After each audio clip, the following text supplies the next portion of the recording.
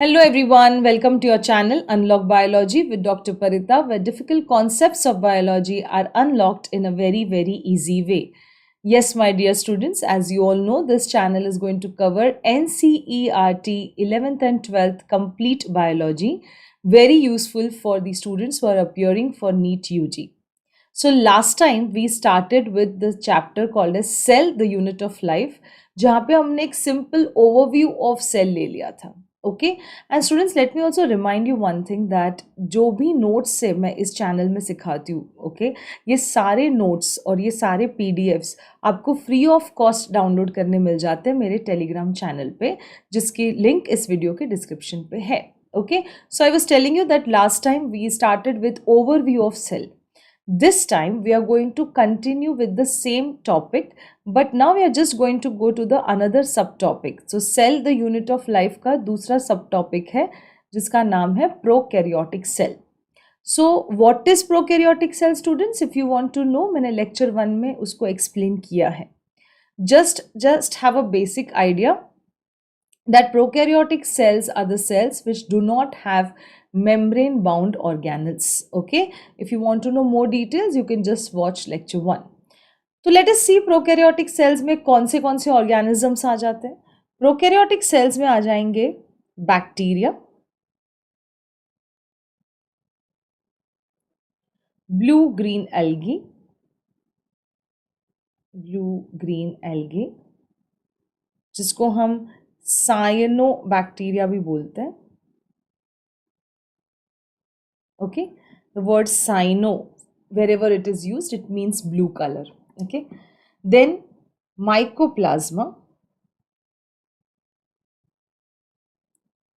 and PPLO, which is pneumonia like organism. Okay बेटा अभी mycoplasma प्लूरोन्यूमोनिया like organisms जो है वो इंटरचेंजेबली टर्म्स भी हम यूज करते हैं. Okay let us see further that how a prokaryotic cell is different from a eukaryotic cell when we take sizes into consideration. So if you can see bacteria, which is a prokaryotic cell, is around 1 to 2 micrometers. PPLO is around the size is 0.1 micrometers. Viruses is around 0.02 to 0.2 micrometers. Yes, so viruses was an exception. If you remember, we have discussed in lecture 1. And a typical eukaryotic cell is around 10 to 20 micrometers. बेटा याद रखना ये NCERT का ही diagram है और वहीं के सारा वो पिक्चर्स हैं और फिगर्स हैं, तो आपको ये नंबर्स अच्छे से याद रखने हैं. ओके यहाँ से भी क्वेश्चंस आ सकते हैं, remember. Next, by this chart, ये चार्ट से हमें क्या चीज पता चलती है students? See we understand that prokaryotics are generally smaller and divide more rapidly than eukaryotic cells. And they vary great in shape and size. So size में तो हमने देख लिया कि vary कर रहे हैं. Shapes कौन से? Let us just take into consideration like bacteria, है ना? So bacteria can come in the shape of a cocci. Cocci means बेटा ऐसा राउंड शेप रहता है, ओवॉइड स्फेरिकल ऐसा शेप रहेगा. Then the next shape is bacillus which we say it is rod like.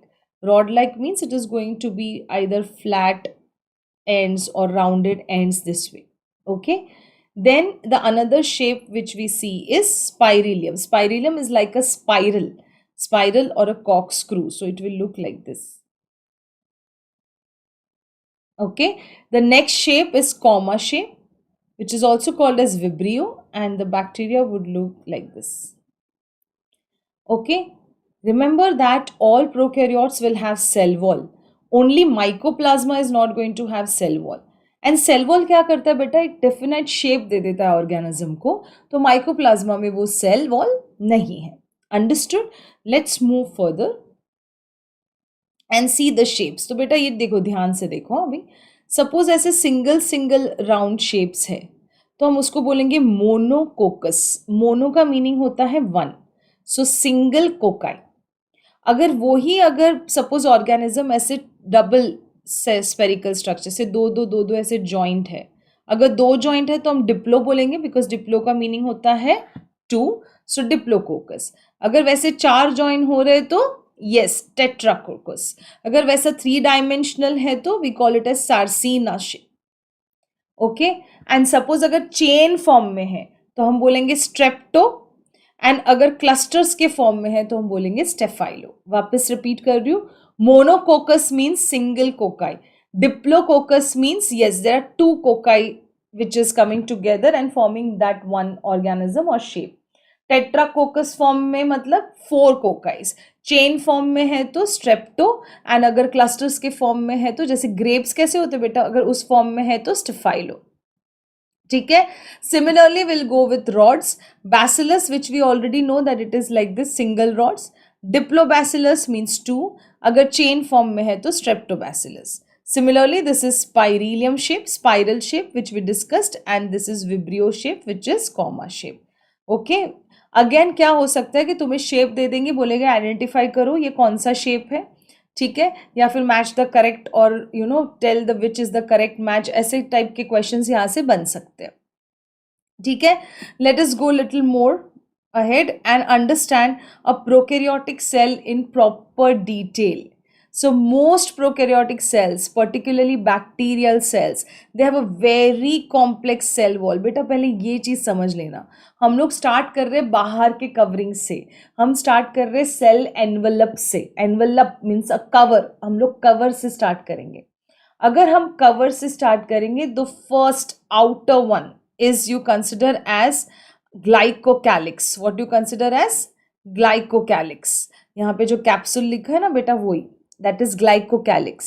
Okay, so glycocalyx. जैसे glycocalyx के अंदर देखोगे the middle one would be the cell wall. You can see it in the picture. And as soon as after the cell wall, उसके cell wall के inner side पे क्या रहेगा बेटा, plasma membrane रहेगा. cell wall के inner side पे क्या रहेगा, yes, plasma membrane. Okay, so outer glycocalyx, then middle cell wall, and inner plasma membrane. Let us take one by one. Let us first start with glycocalyx. So glycocalyx का कैसा है? See, it is outermost mucilage layer of the cell, okay, which is differing in composition and thickness among different bacteria. Suppose ये mucilage layer या ये shiny layer, ये sticky layer जो है वो अगर loose है, you call this layer as, see this is your bacteria. Okay, and if it is loose like this you call it as slime layer. Okay, so you call it as slime layer. Stickiness होती है इसमें. और अगर thick है, tough है, it is not loose, it is properly tight, then you call it as capsule. So this is the capsule. क्या क्या functions है इसके? It is going to protect, very important, cover है, it is going to protect from the toxic chemicals, drugs, viruses, ये जो bacteria को attack करते हैं. Like drugs, why the medicine that we take against bacteria, you can say that कोई chemicals, कोई toxins जो उनको हार्म कर सकते हैं, जो उनकी सेल का डेथ कर सकते हैं, उसके अगेंस्ट बैक्टीरिया को प्रोटेक्ट करता है ये ग्लाइकोकैलिक्स. अटैचमेंट के लिए यूजफुल है, जहाँ पे उनको अटैच होना है बैक्टीरिया को एंड वहाँ पे एक लेयर बनानी है बैक्टीरिया की, वहाँ पे ये हेल्प करते हैं layer glycocalyx. It also decides कि कितना डिजीज कॉजिंग कैपेबिलिटी है एक पर्टिकुलर बैक्टीरिया में. जो डिजीज कॉजिंग बैक्टीरिया होते हैं या डिजीज कॉजिंग ऑर्गेनिजम्स जिसको हम पैथोजन बोलते हैं. ओके, सो उसमें डिजीज कॉजिंग कैपेबिलिटी कितनी है वो ये ग्लाइकोकैलिक्स लेयर डिसाइड करता है. Very important again because it is protecting, it plays a very important role in the immune responses. Okay, so these are the functions of, yes, glycocalyx. Understood? So there is in two forms, one is slime layer and one is capsule. अगर loose है तो slime layer, अगर tough है तो capsule. So now let us understand further that cell wall, that is the middle layer. So glycocalyx is done, which is the outer layer. Now cell wall, which is the middle layer. I told you before also बच्चा कि cell wall जो है वो shape decide करता है. It decides what बेटा? Yes, it decides the shape of the cell.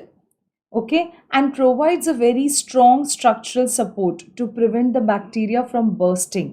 मतलब वो प्रॉपरली सेल को प्रोटेक्ट करके रखता है, अच्छा खासा टफ कवर बना देता है और वो सेल्स को बर्स्ट होने से या कोलैप्स होने से बचा लेता है. Okay, so based on the structure of the cell wall, okay, and the response to the stain. बेटा ये स्टेन क्या है ना, ये हम लोग अभी पढ़ेंगे नेक्स्ट इसमें. So based on the structure of the cell wall and response to the stain, bacteria have been classified into two types. अभी जितना भी मैं बता रही हूँ उतना अच्छे से सुन लो, ठीक है. नाउ ये जो बैक्टीरिया है दो टाइप के होते हैं, एक होते हैं ग्राम पॉजिटिव बैक्टीरिया, एक होते हैं ग्राम नेगेटिव बैक्टीरिया. तो ये जो तुम फर्स्ट पिक्चर देख रहे हो, this is gram positive bacteria, gram positive bacteria. And उसके बाजू में जो पिक्चर है वो क्या है, gram negative bacteria. Okay, what is the difference? देखो, now this is the cytoplasm. Okay, यहाँ पे भी this is what? The cytoplasm. Okay, if this is the cytoplasm, obviously बेटा ये क्या हो गया तुम्हारा, plasma membrane. Plasma membrane. Similarly, यहाँ पे भी this would be your plasma membrane. Okay, next, if this is plasma membrane, there is a space which you can see it in between. What is that space called as? I'll just do it on this side. The space which is here exactly. Even अगर यहाँ तुम देखोगे gram negative में तो यहाँ पे space है और यहाँ पे स्पेस है, ठीक है. इसको बोलते हैं हम periplasmic space. Okay, that is called as periplasmic space. अब पिंक कलर का जो पार्ट है, दिस पोर्शन जो थिक दिख रहा है तुम्हें ग्राम पॉजिटिव में और जो पतला सा है ग्राम नेगेटिव में, उसको तुम बोलोगे पेप्टिडोग्लाइकन सेल वॉल. अभी पेप्टिडोग्लाइकन सेल वॉल क्या है ये भी हम लोग अच्छे से डिटेल में जानेंगे. पेप्टिडोग्लाइकन सेल वॉल, ओके, इनकी सेल वॉल ऐसी होती है ग्राम पॉजिटिव की. ग्राम नेगेटिव की देखो कैसी होती है. ग्राम नेगेटिव में ये एक तो रहती है, पीजी लिख रही हूँ मैं, पेप्टिडोग्लाइकन सेल वॉल तो रहेगी, ओके, बट एक और तुम्हें आउटर लेयर दिख रहा होगा, ये आउटर मेम्ब्रेन है. This is called as outer membrane, जहाँ पे लिपिड्स होते हैं. और ये आउटर मेम्ब्रेन जो है बेटा, ये तुम्हें ग्राम पॉजिटिव में नहीं दिखेगी. ये बेसिक स्ट्रक्चर याद रखना. तो सेल वॉल प्लाज्मा मेम्ब्रेन के बाहर, प्लाज्मा मेम्ब्रेन तो सबसे इनर मोस्ट है, सबसे आउटर मोस्ट क्या है, ग्लाइकोकैलिक्स, बीच में क्या है, सेल वॉल. तो सेल वॉल के बेसिस पे हमने बैक्टीरिया को दो में डिवाइड कर दिया, ग्राम positive and gram negative. Okay, now let us understand why this gram word. And हम ये स्टेन के बारे में क्या बात कर रहे थे, what is peptidoglycan cell wall, how it is form. Let us understand this. Okay, so when I talk about again cell wall, first understand कि ये पेप्टिडोग्लाइकन की बनी हुई होती है cell wall. so what is this peptidoglycan cell wall? इस cell wall को हम ये भी बोलते हैं, म्यूरिन बोल सकते हैं बेस्ड ऑन जिससे वो बना है, म्यूकोपेप्टाइड भी बोल सकते हैं. It forms a network of the cell wall. इसमें क्या क्या होता है, एक तो ग्लाइकन वाला पार्ट रहेगा, जो शुगर या पॉलीसैकेराइड्स वाला जो पार्ट रहेगा बेटा, उसमें देखो कैसे होता है ये parts. Let us understand. I'll just rub this portion. Yes, अभी देखो. You can see that there is repeating units of N-acetyl glucosamine and N-acetyl muronic acid. तो जिसको NAG and NAM respectively बोलते हैं. So मान लो यहाँ पे ऐसे NAG है, यहाँ पे ऐसे NAM है, फिर यहाँ पे ऐसे NAG है, ऐसे alternatively ऐसे ये chains ऐसे arranged होते हैं.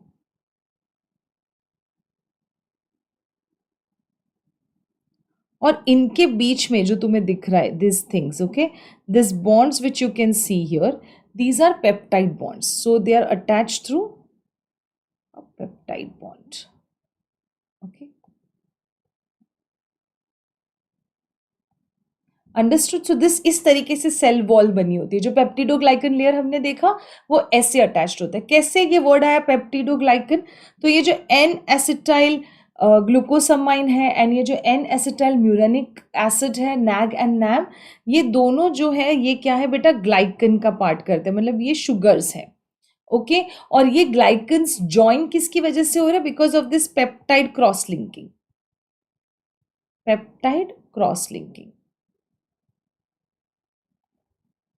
Okay so they are linked by small peptide chain, so उससे वर्ड आया peptido, peptidoglycan. Understood? So glycan is coming from NAG and NAM, so there is peptidoglycan, इससे सेल वॉल बनी है। ये पेप्टिडोग्लाइकन लेयर ग्राम पॉजिटिव में क्या था? Thick था, एंड ग्राम नेगेटिव में क्या था बेटा? थिन था। Okay now let's understand. एक स्टेन होता है जिसको बोलते हैं ग्राम स्टेनिंग, ठीक है? ये ग्राम स्टेनिंग जो है एनसीईआरटी में प्रॉपर डिटेल में नहीं है, that's okay, but we just need to know कि what is gram positive and what is gram negative. तो हम क्या करते हैं, सपोज हमने बैक्टीरिया लिए, मान लो एक इसमें ग्राम पॉजिटिव बैक्टीरिया लिया, एक इसमें ग्राम नेगेटिव बैक्टीरिया लिया, तो क्या होता है देखो, हमने पहले स्लाइड को एक डाई में डिप कर दिया जिसका नाम था crystal violet, okay, and we washed it. Okay अब वो डाई जो है वो ऑलरेडी कलर डाई का दोनों बैक्टीरिया पे आ चुका है, मतलब क्रिस्टल वायलेट डाई हमने ली दोनों बैक्टीरिया पे, उसको डिप किया एंड फिर क्या किया, वॉश किया, तो दोनों बैक्टीरिया पे क्रिस्टल वायलेट की डाई चढ़ चुकी है। अब हमने स्लाइड को मॉर्डेंट सॉल्यूशन में डाला। What is mordant solution? इसको बोलते हैं ग्राम्स आयोडीन।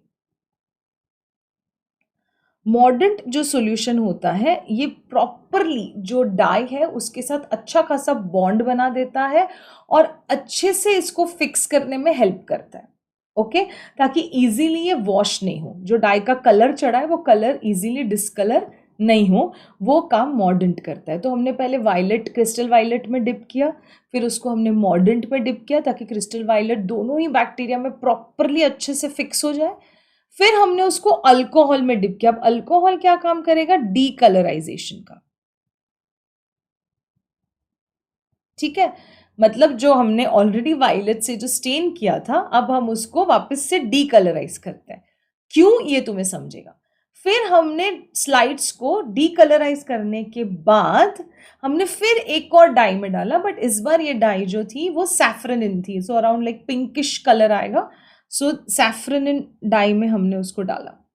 ओके अब देखो, एक जो है ग्राम नेगेटिव या पॉजिटिव दोनों में से कोई एक है जिसपे ऑलरेडी ये फर्स्ट वाली डाई है वो डीकलराइज नहीं हुई, ओके, बट एक और बैक्टीरिया था उसमें क्या हुआ बेटा, डीकलराइज हो गया और वो सेकेंड वाले स्टेन उस पर चढ़ गया।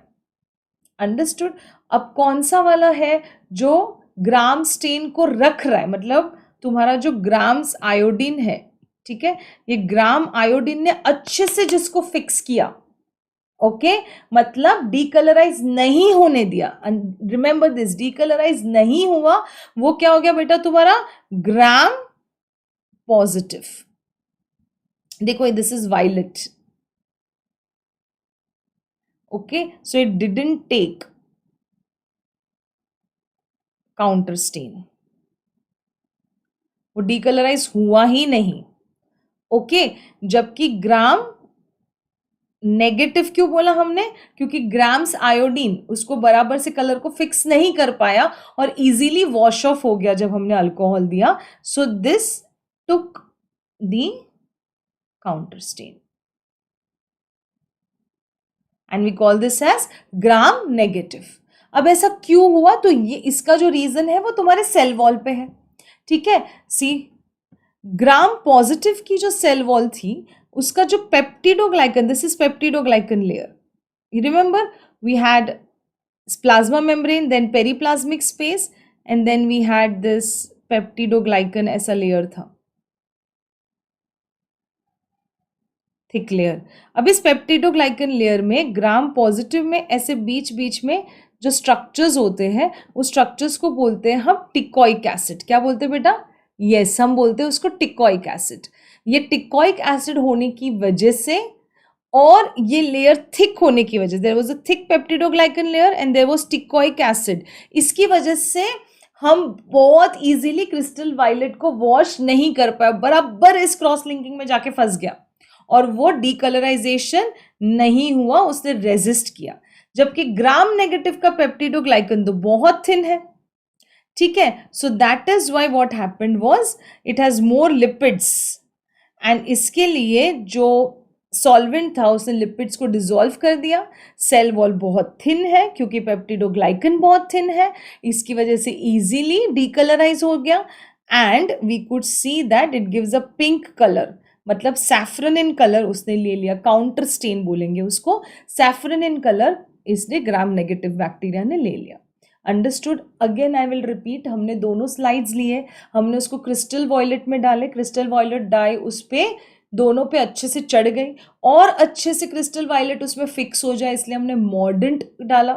मॉर्डेंट डालने के बाद हमने उसको डीकलराइज किया. जहां पे बहुत अच्छे से फिक्स हुआ है वो डीकलराइज नहीं हुआ, वो क्या है, ग्राम पॉजिटिव. और जहां पे अच्छे से फिक्स नहीं हुआ, जहां पे थिन सेल वॉल है, वो उस पे क्या बेटा, यस वो डीकलराइज हो गया.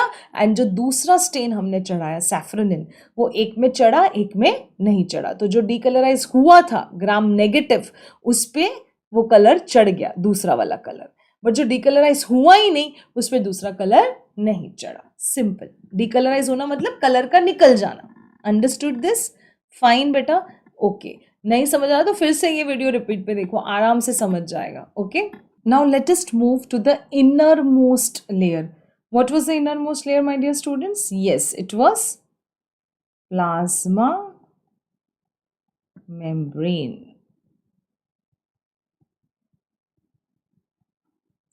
ठीक है. अब plasma membrane actually it is semi permeable in nature. When I say semi permeable or selectively permeable in nature means what? It is going to only allow few substances to inside the cell, so to go inside the cell. Okay, so in and out of the cell would be only few substances allowed. This we do in detail when we do in eukaryotes because it is structurally similar to that of eukaryotes. Please remember this. So ये topic हम eukaryotes में और detail में करेंगे. Okay, let's move further. Okay, so just understand that cell envelope जो है ये तीन चीजों से बना है. outer ग्लाइकोकैलिक्स, ओके, जो या फिर एज अ स्लाइम हो सकता है या फिर कैप्सूल.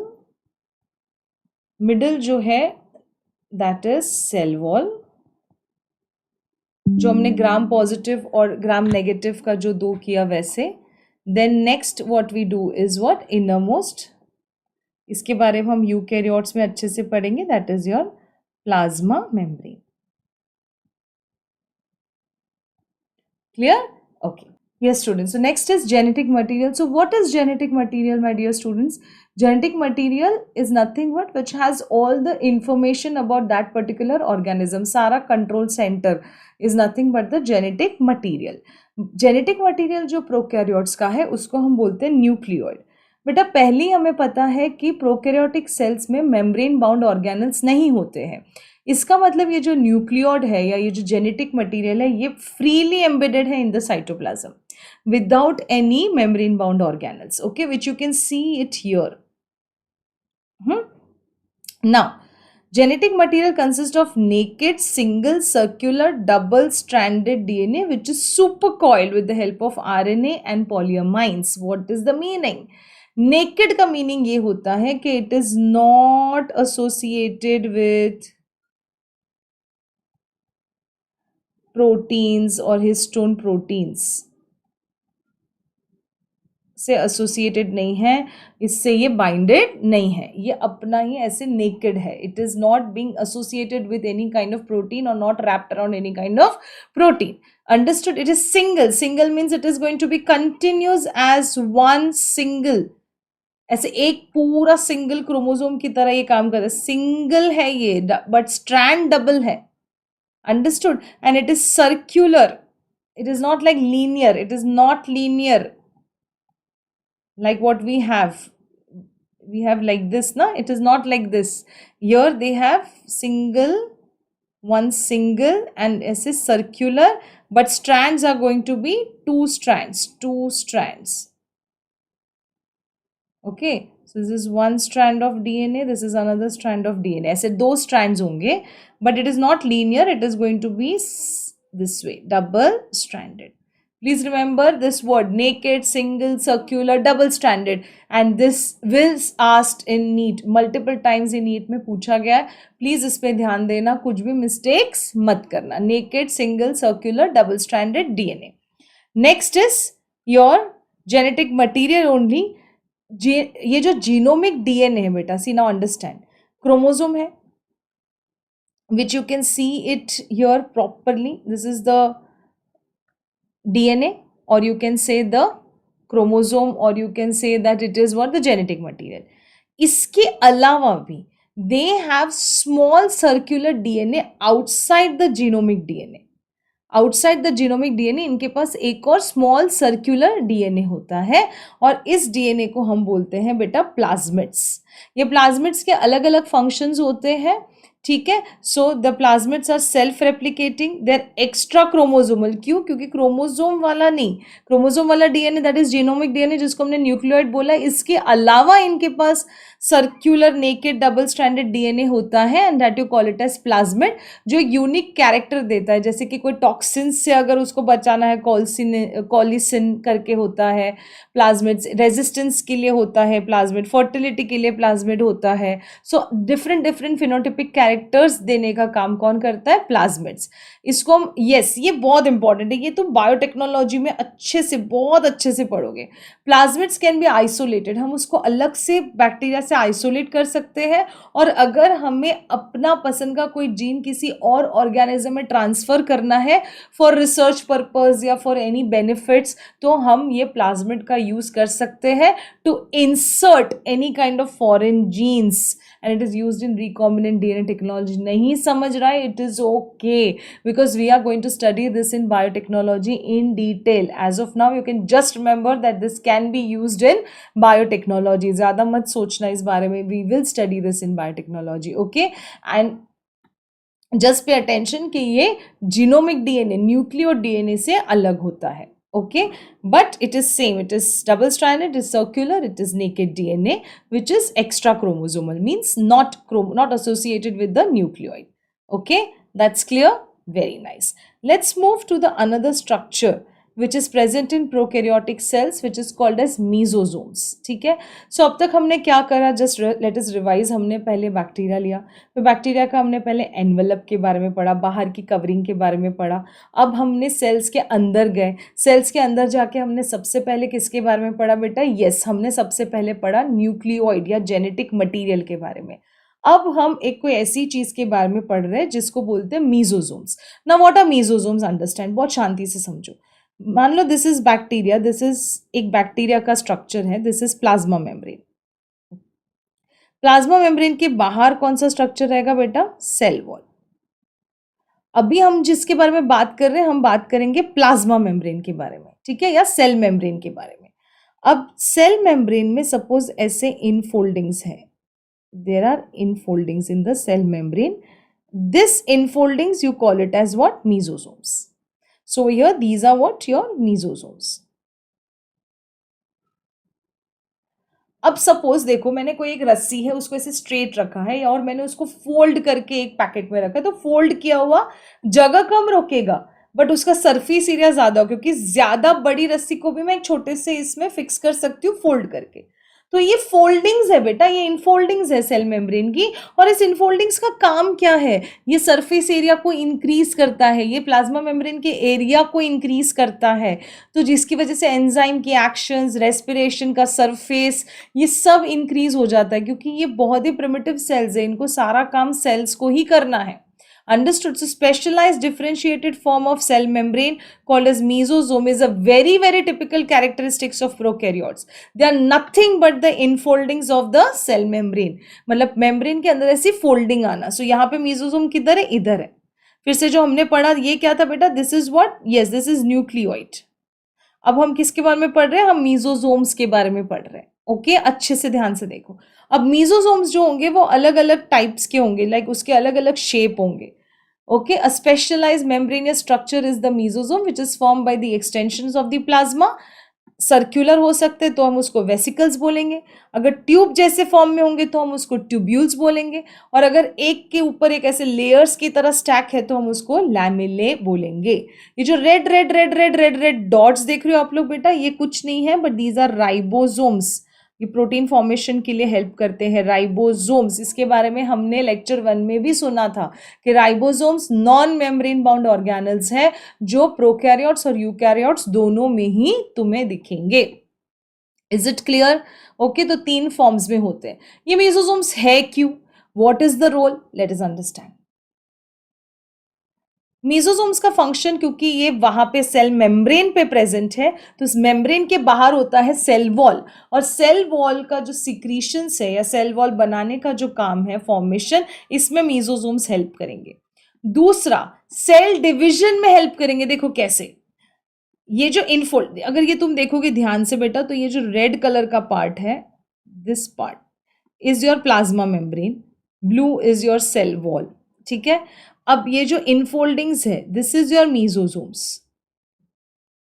अब मीजोसोम्स, कुछ मीजोसोम्स ऐसे होते हैं बेटा जो अटैच होते हैं, जो सेंट्रल में होते हैं, वो अटैच होते हैं टू द क्रोमोसोम, या फिर तुम बोल सकते हो to the nucleoid, genetic material से ऐसे अटैच होते हैं। ओके, अब ये क्या करते हैं, धीरे धीरे धीरे ये सेप्टम, सेप्टम मतलब this is called a septum, ये एक पार्टीशन बनाना स्टार्ट कर देते हैं, ठीक है। पार्टीशन बनाने में हेल्प करते हैं सेल डिवीजन में। अब ये जेनेटिक मटेरियल को डिवाइड करना, मतलब उसको जो जेनेटिक मटेरियल को मल्टीप्लाई करने के लिए जो एंजाइम्स लगते हैं, जो भी मशीनरी लगती है, वो मीजोसोम्स के पास है, क्योंकि सरफेस एरिया बड़ा हुआ है तो इट कैन अकोमोडेट, है ना। तो ये सारी चीजें मीजोसोम्स स्टार्ट करता है। जैसे ही क्रोमोसोम रेप्लिकेट हो गया, जैसे ही जेनेटिक मटेरियल रेप्लिकेट हो गया, अब सेल्स को 2 हाफ में डिवाइड करने का काम भी कौन कर रहा है बेटा? मीजोसोम्स कर रहे हैं। तो ये बहुत ज्यादा इंपॉर्टेंट है for DNA replication and for distribution what? Equal cytoplasm, equal genetic material to both the daughter cells. So very important role of mesosomes. यही mesosomes के अंदर अगर मैं suppose इधर इधर आ जाते किधर, हाँ, यही mesosomes के अगर मैं chlorophyll भर दूं, what is chlorophyll? Yes, that is nothing but contains the pigment chromatophores, which contains pigments. Which pigments? Chlorophyll. तो यही मीजोसोम्स के अंदर अगर मैं ग्रीन कलर का पिगमेंट भर दूं, जो हेल्प करते हैं for what? Which helps for photosynthesis. तो इसी को, क्योंकि पिगमेंट है बेटा, क्रोमा मीन्स कलर, क्योंकि पिगमेंट है तो इसी को हम बोल देते हैं क्रोमैटोफोर्स। ये कुछ नहीं है बट मीजोसोम्स, जिसके अंदर क्या है बेटा? यस, क्लोरोफिल पिगमेंट्स है जो फोटोसिंथेसिस के लिए हेल्प करते हैं, ये उसका फंक्शंस है। Okay, and then you call this as what? Chromatophores. This all lines are given in NCERT, everything is given in NCERT. You will also get NCERT markings in my Telegram channel. Okay, see now functions आ जाते हैं। Surface area को increase करता है, enzymatic content उसका increase होता है, respiration के लिए हेल्प करता है, एंड सिक्रीशंस के लिए भी वो हेल्प करता है। Okay, secretion of enzymes and other important substances. Okay, so this is the role of mesosomes, very important role of mesosomes. So next what we come to is the flagella, the word itself. What is flagella? Flagella is, मतलब नाम अगर सुना है तो you must be knowing, ऐसे thread जैसा structure होता है जो मूवमेंट के लिए हेल्प करता है, but exactly what is flagella? So understand that bacteria can be of 2 types, they can be motile, they can be non motile. Motile means one can move, is motile. Okay, to move is nothing but motile. अगर motile है तो उनके पास filamentous, filamentous means thread like structures होते हैं, and they call it as flagella. मैंने तुम्हें यहाँ पे 2 पिक्चर्स दिखाया है। तुम्हें ये वाले पिक्चर पे, means which is on the right side, इस पे तुम्हें दिख रहा है फ्लैजिला, जो थ्रेड जैसा स्ट्रक्चर है। This structure, the thread like structure is nothing but flagella. Okay, now let us understand कि ये फ्लैजिला होता क्या है, कैसा होता है। सी नाउ, फ्लैजिला के 3 पार्ट्स होते हैं। One is this which you can see, ये तुम्हारा सेल एनवलप बन जाएगा। This is called as basal body. The pink part which you can see, you call this as hook. And hook में से जो तुम्हें थ्रेड जैसा स्ट्रक्चर दिख रहा है जो एक्चुअली मूवमेंट करता है, that you call it as what? Flagella, और actually you call it as filament. So it consists of three parts. One is basal body, hook and filament. These three together will form the flagellum. Okay, so basal body plus hook plus filament is equal to the flagella. Okay, so अब तक तुम्हें वो thread जैसा structure flagella लगता था? Yes, but this is flagella is what? It is nothing but basal body plus hook plus filament is equal to flagella. Understood? This is the structure. तुम्हें सिर्फ उतना ही दिखता है, thread. Now see, what is basal body? Basal body actually cell envelope के अंदर होता है. इसके लिए तुम्हें दिख रहा होगा ये सेल एनवलप में हमने बेसल बॉडी बताया. ठीक है. जो हुक है, okay, it is tubular structure जो फिलामेंट और बेसल बॉडी को कनेक्ट करता है, and this is the thickest part of the flagellum. And filament which is the longest portion of the flagellum. Okay, and that is what you see outside, extends from the cell surface. और तुम बाहर जो देखते हो that tube जिसको तुम flagella बोलते हो, that is actually the filament part of the flagella. ये एक प्रोटीन से बनता है जिसको बोलते हैं फ्लैजुलिन. ओके, राउंड राउंड प्रोटीन होता है. तो सपोज इफ ऐसा ऐसा ऐसा ऐसा अटैच्ड होता है दिस. सो अगर मैं फ्लैजुला को भी ऐसे माइक्रोस्कोपिकली देखूँ तो ऐसे round round round round round round round round ऐसे फिलामेंट इससे बना होगा like this. Okay, so globular protein. अब ये क्या करता है? रोटेशन मूवमेंट लेता है. रोटेशन मूवमेंट क्या होता है? ऐसे it is going to push the water backwards and bacteria will move forward. Okay, so it is going to have this rotation kind of movement, and it helps the bacteria to move inside the medium. Are you clear with this? Okay, it can be any medium. So performs rotation movement that is going to push the water backwards, resulting in the bacteria moving forwards. Okay, so this is going to help the bacteria to move. So motile bacteria mein what structure you see is nothing but flagella. Very good. Let's move further and understand about that. What are the different arrangement of the flagella? अगर flagella one side present है तो क्या बोलेंगे? Bacteria के दोनों side present है तो क्या बोलेंगे? एक ही साइड प्रेजेंट है बट बंच जैसा प्रेजेंट है. Can you see this? Okay, so let's understand the different arrangement of the flagella. So the first arrangement which where you can see, देखो ये बैक्टीरिया है और इसके सिर्फ एक ही ऐसे साइड पे है flagella. You call it as mono. एक सिंगल फ्लैजिला है, मोनोट्राइकस. अगर दोनों साइड पे है, okay, so you call it as amphitrichous. अगर एक साइड पे है बट ऐसे टफ्ट की तरह है, which you can see it here, you call it as lophotrichous. And पूरे मतलब पूरे बॉडी पे है, then you call it as peri, all around, peritrichous. Okay, so single side है, एक है मोनोट्राइकस, दोनों साइड है एम्फी, बोथ द साइड्स. एक साइड है टफ है तो लोफो, एंड अगर ऑल ओवर द बॉडी है तो peritrichous. Are you clear with this? Very nice. Let us move to the next structure which we call it as pili. So पिलाई actually दिखता वैसा है कि जैसे फ्लैजिला टाइप स्ट्रक्चर होगा, मतलब उतना लॉन्ग नहीं दिखेगा, but you feel like this is your actually pili. But ये लोकोमोशन मतलब मूवमेंट के लिए नहीं हेल्प करता है. These are longer, fewer, thicker tubule जैसा ही दिखेगा तुम्हें. बट ये जिसके पास मतलब डोनर पिलाई, मतलब जिसके पास फर्टिलिटी फैक्टर होता है ना, दैट इज हैविंग अ पिलाई. Now see what it is. Fertility factor का मीनिंग हमने देखो प्लाज्मिड पढ़ा था, तो उसमें हमने देखा था एफ प्लाज्मिड. तो जिसमें भी एफ प्लाज्मिड प्रेजेंट है वो बन जाता है डोनर. तो इसके ये फर्टिलिटी प्लाज्मिड बोलेंगे इसको. वो पिलाई करेगा, this you call it as, yes, it has like around 1 to 4 pili. This pili will attach to the recipient. Recipient जो है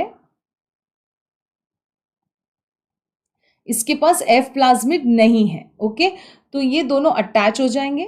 अटैच होने के बाद धीरे धीरे you can see the plasmid is transferring from donor to the recipient. So pili ऐसा tube बना देता है, इसको बोलते हैं conjugation tube, okay, which you call it as conjugation tube. ऐसा ट्यूब बना के ये क्या करता है, यस, रेसिपिएंट को भी वो फर्टिलिटी फैक्टर दे देता है। अब दोनों ही F+F+ हो चुके हैं, मतलब दोनों के पास ही फर्टिलिटी प्लाज्मिड है, okay. So this is very much helpful for donor bacterial cell which is having fertility factor would have one or four villi, and they are very helpful to attaching this particular villi, or I can say that this villi attaches to the recipient, conjugation tube बनाएगा और वो वाला भी bacteria fertile हो जाएगा। Understood? Clear? Now what is the difference between a villi and a fimbriae? जो fimbriae होंगे बेटा ये टूथब्रश के ब्रिसल्स की तरह होंगे, जो मोस्टली सारे सेल सरफेस पे होंगे और लार्ज नंबर में होंगे। जो पिल्लाई होंगे that would be very much fewer in number. अब यहाँ पे अगर तुम देखो तो this is flagella, means the filament part of the flagella, then this is pili, and the surface में जो अटैचमेंट है this is fimbriae, okay. In some bacteria ये होस्ट सेल्स को अटैच करने, so in some bacteria they are known to help to attach the bacteria to the rocks in the streams and also to the host, like urinary tract infections, या उसमें Neisseria gonorrhea करके एक bacteria होता है, you learn about this in further chapters. Some fimbriae causes agglutination means clumping or joining of the RBCs, okay. They also help in mutual clinging, means एक दूसरे से चिपकना, उसके लिए भी वो हेल्प करते हैं। Understood? It short is helping for attachment, nothing else, okay. Let's move further and understand wow beautiful topic called as ribosomes. Ribosomes दोनों में दिखेगा, जो हमने ऑलरेडी किया है प्रोकैरियोट्स में भी और यूकैरियोट्स में भी। You can see on the cells this are ribosomes. Left में तुम्हें दिख रहा है यूकैरियोट्स एंड राइट में क्या है, prokaryotes, okay. So ribosomes you see in both. Again we know that they are not membrane bound and they can be easily seen through electron microscope. Ribosomes बेटा दो पार्ट से बने होते हैं, एक होता है आरएनए, दूसरा होता है प्रोटीन, इससे राइबोसोम्स बना होता है। और राइबोसोम्स सी अंडरस्टैंड, दो कॉन्स्टिट्यूएंट्स दो है और उसके दो सब यूनिट्स है, मतलब सब यूनिट्स मतलब एक बड़ा लार्जर सब यूनिट होगा, एक स्मॉलर सब यूनिट होगा, और उसका जो कंटेंट होगा वो क्या होगा, प्रोटीन होगा और आरएनए होगा। अंडरस्टूड? बना उससे होगा वो, और उसके दो यूनिट्स होंगे, larger and smaller. So if I see a larger subunit of prokaryote, देखो कैसे होता है actually. This is suppose a larger subunit, okay, this is larger, तो उसके नीचे ऐसा स्मॉलर सब यूनिट होता है, okay. Larger subunit in prokaryotes it is 50s and smaller subunit it is 30s, but दोनों को मिला के जब हम टोटल राइबोसोमल कॉम्प्लेक्स करेंगे तो 70s। अब इस चीज को थोड़ा समझते हैं, है ना, शांति से। सी now, larger subunit is 50s, smaller subunit is 30s, and total ribosomal complex is 70s. They are about 15 nanometers by 20 nanometers in size. This you will have to remember, NCERT के lines हैं। Now what is S standing for? Okay, now just look at the right side in the figure. Suppose if this is the ribosomes, which I can say it is RNA also भी बोल सकती हूँ मैं। अब मैंने उसको centrifuge किया, है ना।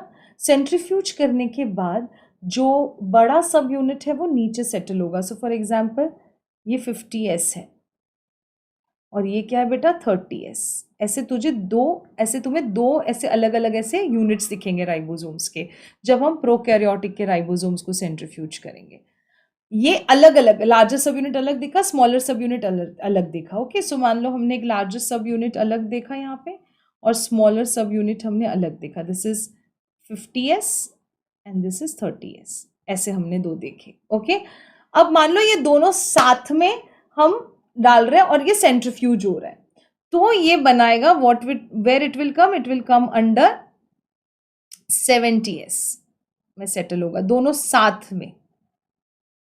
सो दिस इज 70s, समझा? तो what is S? S is nothing but sedimentation. किस रेट में वो पार्टिकल सेडिमेंट हो रहे हैं, सेडिमेंट होना मतलब सेटल होना, कौन से रेट पे वो लोग सेटल हो रहे हैं, at what rate they are settling down.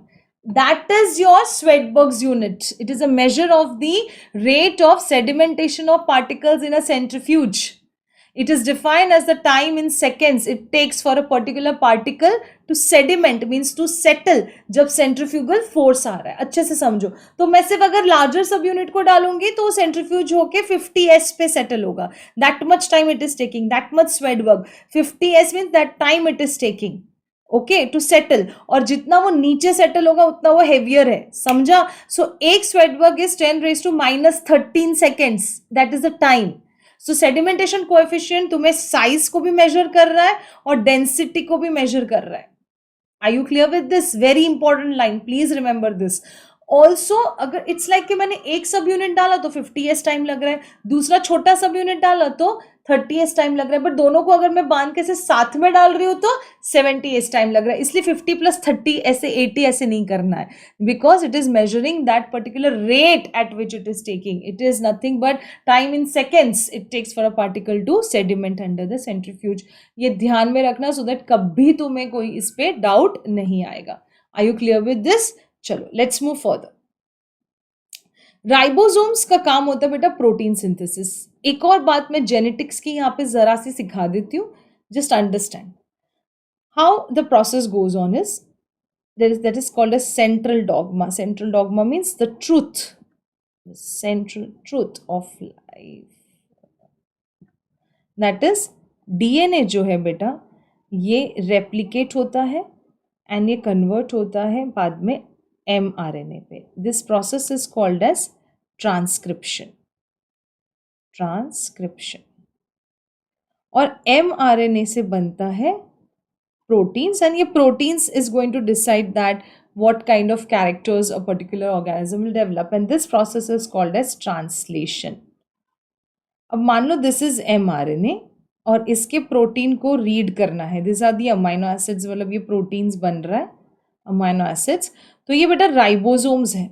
So you can see that ribosomes is moving around this, मतलब उस mRNA के ऊपर ऐसे जा रहा है and it is reading the code of the mRNA. It's something like that. You can just understand now.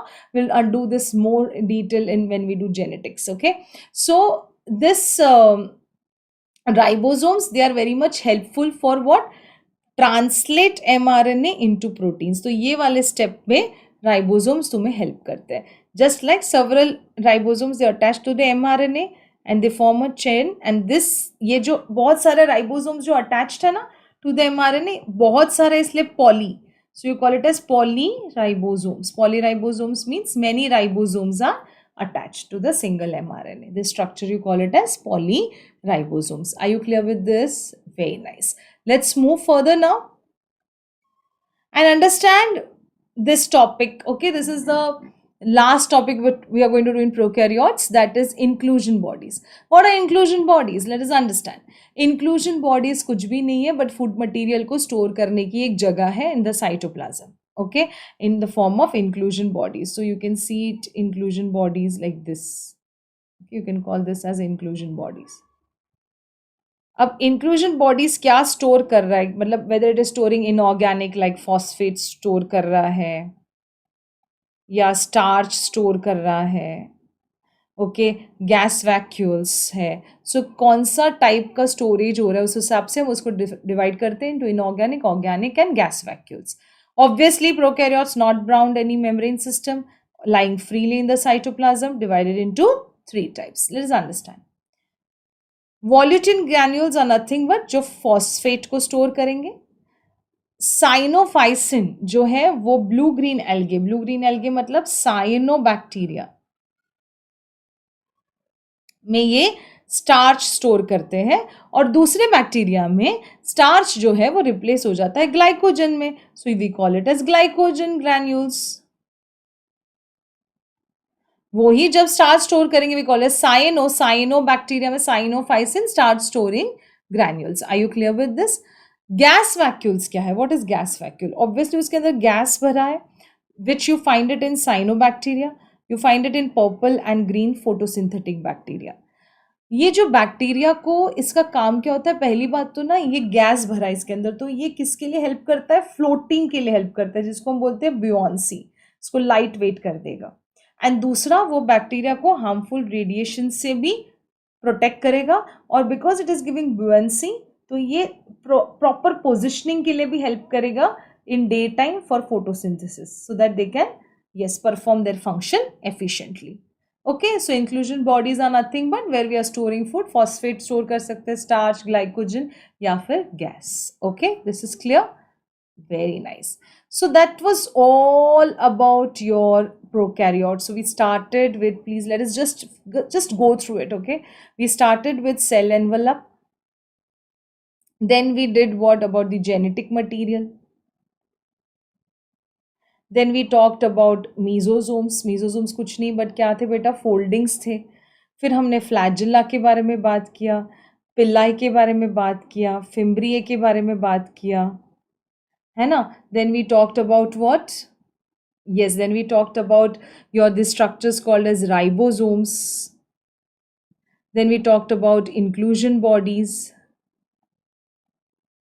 Okay, so ऐसे बेटा अच्छे से उसको मतलब ध्यान में लो, लिस्ट बनाते बनाते. Okay, that what all things we have talk about and whatever notes you are seeing ना, ये सारे जितने भी ऐसे नोट्स है ये सब के सब तुम्हें अच्छे से डाउनलोड करने मिलने वाले हैं. Okay, from the Telegram channel. And साथ में मैं एमसीक्यूज भी, आज के टॉपिक के एमसीक्यूज भी डाल दूंगी, so that you can just go through the MCQs. तुम सॉल्व कर पा रहे हो कि नहीं. अगर कोई ऐसा टॉपिक है जो तुम नहीं सॉल्व कर पा रहे हो, फिर से वो टेलीग्राम चैनल पे तुम जाओ, फिर से उसको सॉल्व करो, एक बार वापस वीडियो देख लो, ठीक है, एंड फिर से टेलीग्राम चैनल पे जाके फिर से उसको सॉल्व करने की ट्राई करो. So this is going to properly polish your topics very well. Okay, yes, thank you everyone, and if you have liked the video then please do subscribe for my channel, forward it to your friends and everyone, because all the topics we are going to do it like this properly in detail.